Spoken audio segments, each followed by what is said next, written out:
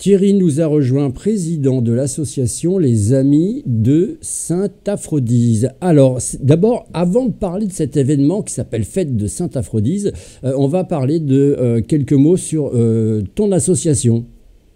Voilà, merci, effectivement. Bonjour à tous. Alors, cette association qui a une vingtaine d'années a été lancée donc par Jacques Nougaret, un bien connu sur Béziers. À Jacques Nougaret a succédé Jean Lose, qui est également biterrois, et j'en suis le troisième président. Quel est le but de l'association, hein, qui s'appelle les Amis de Sainte-Aphrodise? Je vous montre Sainte-Aphrodise à la caméra.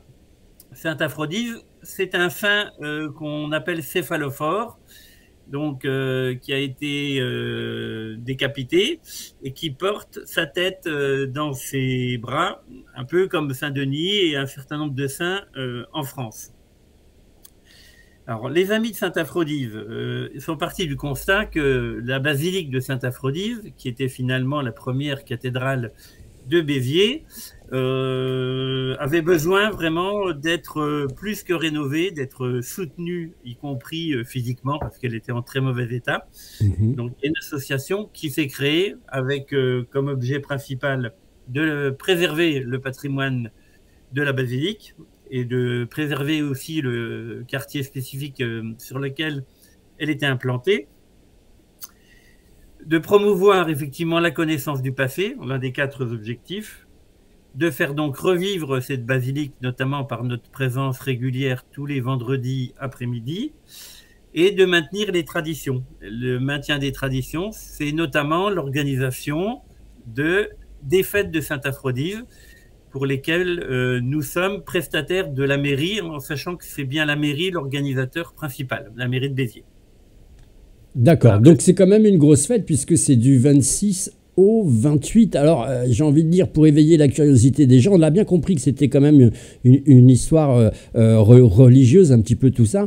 Mais hormis ce contexte-là, il va quand même se passer des choses intéressantes pendant du 26 au 28. Oui, tout à fait. Alors, donc, le contexte est forcément religieux, puisque là, on parle d'un saint et d'une basilique. Hein. Oui. L'association est une association culturelle avant tout, oui, de toute façon, qui s'appuie sur, pour partie, une légende, pour partie, la réalité, effectivement, d'un saint. Et les fêtes, cette année, on les programme sur 4 jours, ce qui est effectivement lourd pour notre association. On est 12 au conseil d'administration, à peu près 150 adhérents et souvent 25 actifs tous les vendredis après-midi. Qu'est-ce qui va se passer? Dans un premier temps, pour le premier jour, en quelque sorte, on innove un peu. On fait une prestation artistique. Donc, on a convié un certain nombre d'artistes, plus des écoles, parce que ça, c'est un fait nouveau. On a voulu absolument associer des jeunes à cette manifestation. Donc, on a des jeunes d'un OGEC qui s'appelle aujourd'hui Sainte-Aphrodise et qui vont nous aider pendant ces 4 jours. Le premier jour, c'est une prestation artistique qui va durer toute la journée sur la thématique de Sainte-Aphrodise. D'accord. Et avec un affichage en fin de journée, et il y aura un jury qui va délibérer, un jury avec un professionnel, des représentants de la mairie, des représentants de l'association, avec une distribution de prix qui seront à la fois le prix du jury et le prix du public. Donc ça, c'est effectivement le premier jour, c'est ce qui va bien nous occuper. En sachant que ce premier jour également, il y a eu un concours qui s'est tenu le 1er avril, un concours double, un concours sur les coqs de Sainte-Aphrodise, les coqs de Béziers, qui étaient des coqs distribués aux pauvres dans le cadre de Caritas, et un concours sur les vins blancs du Biterrois, qui est organisé par la plus vieille confrérie vineuse de France, la confrérie de Saint-Andiou. Donc, on aura en même temps, en fin d'après-midi, une remise de prix, avec 3 prix pour les coqs, dont les titulaires sont déjà connus, mais là, ils auront leur prix. Et puis les prix pour le vin blanc, avec des intronisations par la confrérie avec laquelle on travaille main dans la main. Donc ça, c'est la première journée. Alors, on n'a pas non plus tout le temps nécessaire pour développer toute cette grosse programmation, parce qu'il faut le dire, c'est une grosse programmation, mais on va aller peut-être vers les nouveautés, si tu veux bien, Thierry. D'accord, tout à fait. Alors, les nouveautés, je l'ai déjà évoqué, c'est la participation de jeunes scolaires, hein, qui à la fois organisent une kermesse et une chasse au trésor. La chasse au trésor pour les plus petits, on va dire, et la kermesse pour les plus grands. Et qui nous ont aidé également à développer notre nouveau site internet, hein, parce que là, c'est souvent quelque chose qui intéresse beaucoup les jeunes, Internet. Et je pense que c'est quelque chose qui est assez indispensable, donc c'est assez facile, hein, c'est www.lesamis-de-Sainte-Aphrodise. C'est .fr, donc ça se trouve assez facilement maintenant via Google. Le point d'orgue, j'allais dire qu'il faut surtout pas oublier, c'est le dimanche. Parce que le dimanche, on a la procession traditionnelle avec la sortie de l'Ocamel, hein, le fameux chameau qui va donc traverser une grande partie des rues de Béziers et dont nous sommes traditionnellement les pousseurs, avec des nouveautés, puisque cette année on l'a poussé à Narbonne et on va le pousser par exemple à Servian. D'accord. Dans le but de la sortie des animaux totémiques. On est assez fiers effectivement de ça. En plus, il a été repeint, refait. C'est quelque chose qui fait 500 kilos et quasiment 5 mètres de long. Donc, il faut tout de même un peu du monde. Et un soutien technique, parce qu'on ne peut pas le transporter nous-mêmes. Donc, le dimanche, c'est la plus grosse journée. On aura effectivement plus un repas auquel sont confiés tout d'abord nos adhérents, hein, puisque on est limité, si j'ose dire, à 100 places. Comme c'est nous-mêmes qui l'organisons, c'est tout de même vraiment lourd à porter, en espérant qu'il fasse beau. Mais normalement, la météo, je pense qu'elle est pas mal, hein, le dimanche. Ça devrait bien aller.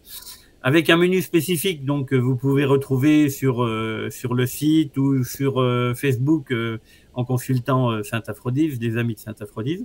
Donc là, c'est vraiment quelque chose de fondamental et d'assez central. Avec la procession, une bénédiction, une grande messe qui aura lieu à Sainte-Aphrodise, où effectivement la basilique là est vraiment totalement remplie. Accessoirement, on aura toujours la vente des coques traditionnelles. Et pendant ces 4 jours, il ne faut pas oublier qu'on fait aussi des visites du quartier et des visites de la basilique. Donc, patrimoine et culture, tout ça, c'est un super beau programme quand même. Oui, c'est un beau programme qui nous tient à cœur, qu'on assume tout au long de l'année avec nos adhérents, plus ceux qui viennent nous donner des coups de main ponctuels, par exemple quand on fait un festival de crèche ou un festival de Santon auquel on participe donc à Béziers, et qui nous mobilise à chaque fois plusieurs jours. Hein. Le festival de crèche, 3 semaines. Alors, on a évoqué bien sûr toute la programmation. On invite les gens à aller sur le site internet parce qu'il y a toute la programmation. Il y a la page Facebook aussi, bien sûr. Il y a eu un superbe article de Midi Libre qui est sorti sur toute la programmation du vendredi, samedi et du dimanche.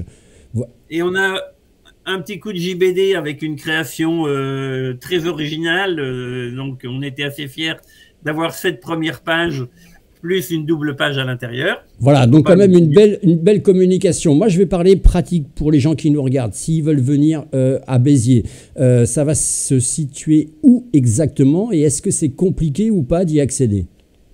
Alors, c'est pas compliqué, simplement Sainte-Aphrodise est complètement enserrée dans un quartier. Donc, en fait, on la trouve pas facilement quand on regarde. C'est vrai qu'une vision avec un drone, ça serait parfait. Cela dit, il y a une belle place qui s'appelle Sainte-Aphrodise. Donc, si on tape place Sainte-Aphrodise sur Google Maps, on trouve sans problème. Bon, le dimanche, pour se garer, ça sera un peu plus compliqué parce qu'on va essayer de dégager la place autant que faire se peut. Il y a toujours des irréductibles, mais bon, oui. Eh ben, ils vont chercher leur véhicule peut-être à la Fourrière, sait-on jamais. Mais autrement, il y a possibilité de se garer tout autour de la place et de Sainte-Aphrodise sans trop de problèmes dans les rues adjacentes. il y a de la place. En gros, pour résumer, si les gens ils veulent venir faire un petit coucou, pourquoi pas. Il y a donc 3 jours de fête, 3 jours de festivités, et il y a, on va dire, le jour à ne pas manquer, c'est quand même le dimanche, parce que c'est une énorme procession avec ce fameux chameau. C'est fait. Je sais qu'il y a des chameaux dans la région, mais des vrais. Ça vous est pas venu un petit peu à l'idée de pourquoi pas un jour de mettre un vrai chameau? Alors, il y a la tradition et il y a la réalité, si j'ose dire. Donc, la tradition, c'est effectivement de pousser l'eau camel qui est plus massif, j'allais dire, qu'un chameau en chair et en os. Mais je pense qu'au moment d'autres manifestations, et ça s'est déjà fait par le passé, en fait, c'est pour ça qu'il faut absolument qu'on s'appuie sur le passé pour éclairer l'avenir. Hein. Je ne vais pas citer Kierkegaard, mais enfin bon, on entend souvent ça. On va s'appuyer sur le passé pour se projeter dans l'avenir. Et ce que je dis, effectivement, si tout ce qu'on peut faire pour faire en sorte que cette fête de Sainte-Aphrodite devienne la fête centrale, hormis la feria, de tous les Biterrois, un peu comme on peut l'avoir avec la Saint-Nicolas, puisque moi je suis plutôt de l'Est de la France au départ, donc Saint-Nicolas dans l'Est et dans le Nord, oui. C'est totalement incontournable. Donc, oui. Si effectivement on avait la même chose à Béziers avec la Sainte-Aphrodite, avec le chameau et des chameaux en chair et en os, alors on a déjà un guide de chameau. Hein. Je ne sais pas si vous avez vu, on a un papari oui. Qui est vraiment costumé et qui guide le chameau. Donc, on a déjà fait un premier pas vers l'humain, vers le chair et en os. En tout cas, c'est la fête qu'on voulait mettre à l'honneur, bien sûr. C'est la fête de Sainte-Aphrodite. N'oubliez pas que vous pouvez retrouver toute la programmation, bien sûr, à la fois sur les articles qu'on vous a évoqués, le site internet, la page Facebook.